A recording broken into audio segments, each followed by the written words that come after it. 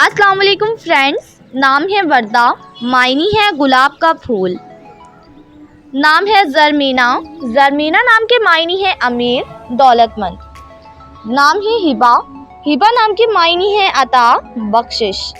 नाम है सबात, सबात नाम के मायनी है तहरीर करना। नाम है हानिया, हानिया नाम के मायनी है खुश, मसरूर। नाम है बीना, बीना नाम के मायनी है पाकीज़गी, साफ। नाम है नईमा, नईमा नाम के मायनी है सुकून और अमन।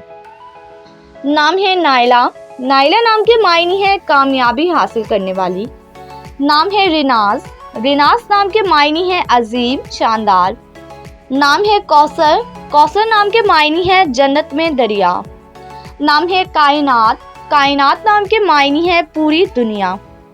नाम है मदीहा, मदीहा नाम के मायनी है तारीफ बयान करने वाली। नाम है शहरीन, शहरीन नाम के मायनी है मीठा। नाम है लतीफ़ा, लतीफ़ा नाम के मायनी है खुशगवार, उम्दा। नाम है महर, महर नाम के मायनी है एहसानमंद।